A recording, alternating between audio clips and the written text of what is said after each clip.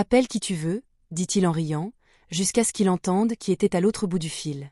Il écrivit la lettre, passa les coups de fil, resta assis 4 heures dans la tribune du conseil municipal, et essaya toutes les portes convenables avant celle-ci, car c'était le genre d'homme qu'il était. Alors, quand le milliardaire se laissa aller dans son fauteuil, rit en voyant sa veste déchirée et son sac usé, et lui dit « Appelle qui tu veux », il obéit. Et ce qui est sorti de ce téléphone a coupé le souffle à toutes les personnes présentes dans la pièce. Avant de commencer, dites-nous en commentaire quelle heure il est et d'où vous nous regardez. C'est parti. Pendant 9 jours, Joseph Franklin avait tout essayé. C'est là le cœur du problème. Celui que personne dans cette salle de conférence ne connaissait. Lorsque Marcus Hale regarda le vieil homme à la veste déchirée, debout sur le seuil de sa porte, il éprouva la satisfaction particulière de celui qui croit déjà connaître la fin. Il ignorait tout de ces 9 jours. Il ignorait également l'existence de la lettre que Joseph avait écrite 3 semaines plus tôt au siège social de Hale Capital. Soigneusement dactylographiée à la bibliothèque municipale de Larimé Street, cette lettre de 2 pages, respectueuse et précise, décrivait la situation dans l'immeuble et demandait une réunion. Elle resta sans réponse. Il ignorait tout des 4 appels passés au service de développement, chacun pris par un assistant différent, chacun promettant un suivi. Aucun ne l'a fait. Il ignorait également la séance du conseil municipal à laquelle Joseph avait assisté, assis 4 heures dans la tribune du public, attendant que le point à l'ordre du jour ne soit jamais abordé, car il avait été discrètement reporté à la demande d'une équipe d'avocats contre laquelle Joseph n'avait pas les moyens de se défendre. Il ignorait l'existence du bureau d'aide juridique de la 5e rue, où un jeune avocat aimable mais épuisé expliqua à Joseph que sans injonction, dont l'obtention prendrait des semaines et qu'il ne disposait pas, aucune action en justice n'était possible. Le permis de démolition était en règle. L'acquisition était légale. Le délai était légal. Il restait 11 jours. 14 familles vivaient dans cet immeuble de la rue Larimé, non pas officiellement, sans bail reconnu par un tribunal, mais par humanité. Une femme nommée Gloria, âgée de 58 ans et sobre depuis 3 ans, à 4 mois de la date d'admissibilité au programme section 8. Un jeune père nommé Terence, 29 ans, qui cumulait 2 emplois à horaires décalés, faisait dormir ses 2 filles sur un matelas dans un coin, mais avait un toit et s'efforçait, lentement mais sûrement, d'améliorer sa situation. Un couple haïtien âgé, Edmond et Céleste, tous 2 septuagénaires, qui parlaient peu anglais et dont le fils, à Miami, tentait d'organiser leur transport, mais avait besoin de 6 semaines supplémentaires. Joseph connaissait tous leurs noms. Il connaissait leur situation à tous, car il ne défendait pas les gens de loin. Il vivait parmi eux, mangeait avec eux, arpentait les mêmes rues et les soutenait dans les moments difficiles. C'était la vie qu'il avait choisie, délibérément et sans regret, après que des années de souffrance eurent consumé tout ce qui n'était pas essentiel et lui eurent révélé, avec une clarté que le confort avait auparavant obscurci, ce qui comptait vraiment. Il avait porté des costumes. 22 ans auparavant, il dirigeait une petite association de développement communautaire, vivait dans une maison sur l'avenue Clément, avait une épouse, Ruth, institutrice en CM1 qui riait de ses propres blagues avant même la chute, et un fils, David, qui avait 16 ans lorsqu'un conducteur ivre l'a percuté à 3 rues de son école, un mardi après-midi. David a survécu. La convalescence a tout englouti. Les opérations, la rééducation, les années de complications médicales, la guerre des assurances conçue pour épuiser les gens au plus fort de leur épuisement. Il a fallu tout, les économies, la maison, l'association, et finalement Ruth, dont le cœur a lâché il y a 8 ans, portant un fardeau trop lourd pour une seule personne.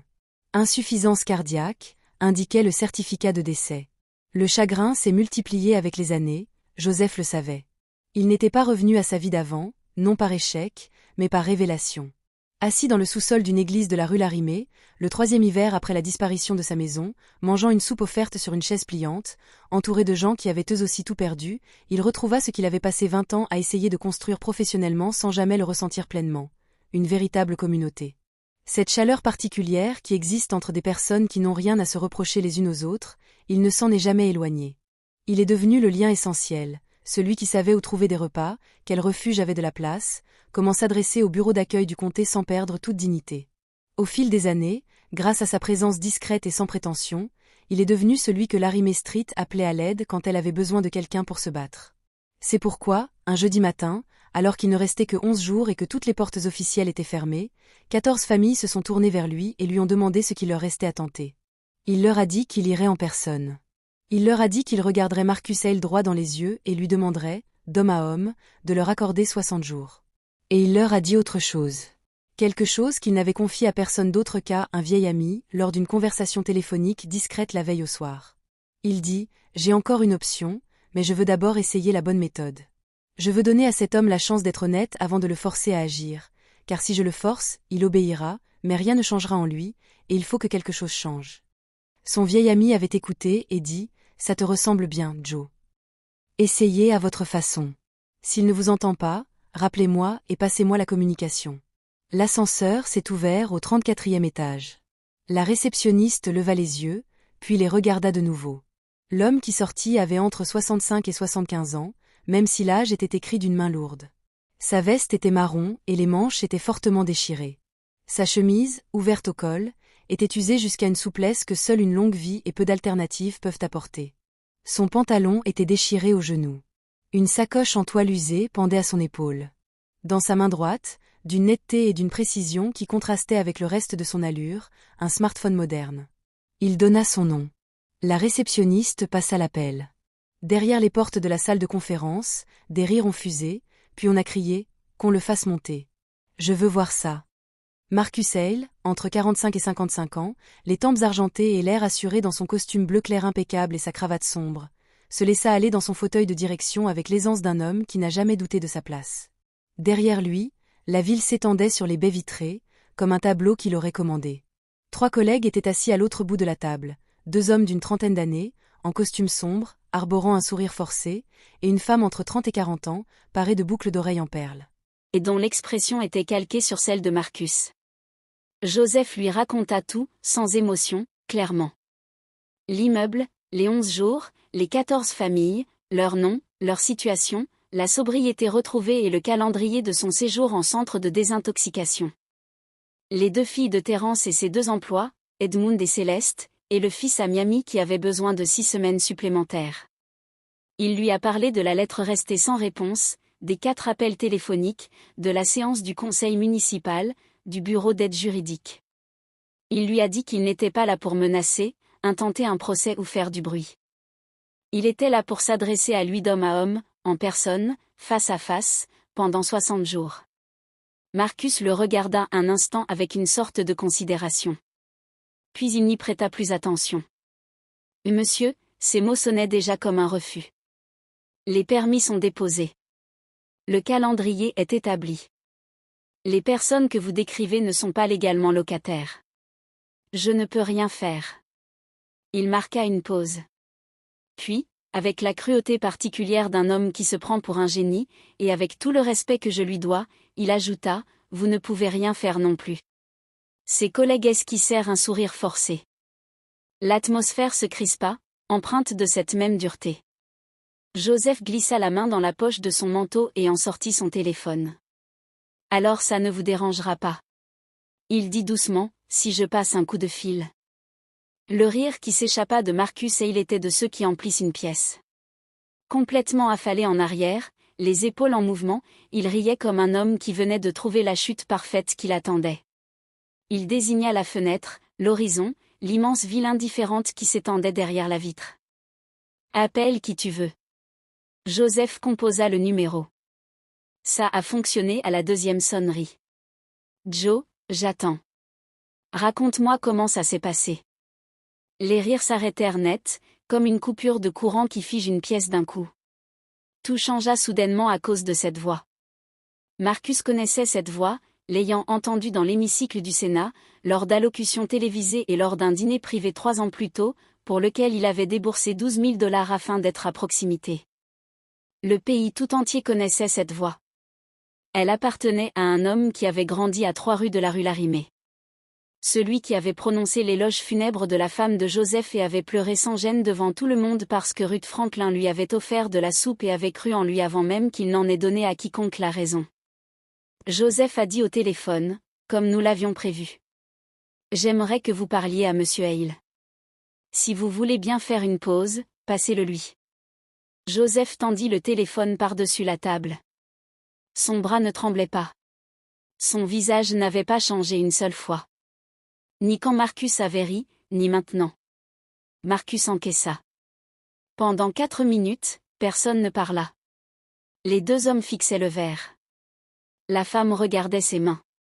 Marcus resta immobile, puis hocha la tête, avant de porter sa main libre à sa bouche. Le geste involontaire d'un homme recevant quelque chose sans savoir où le poser.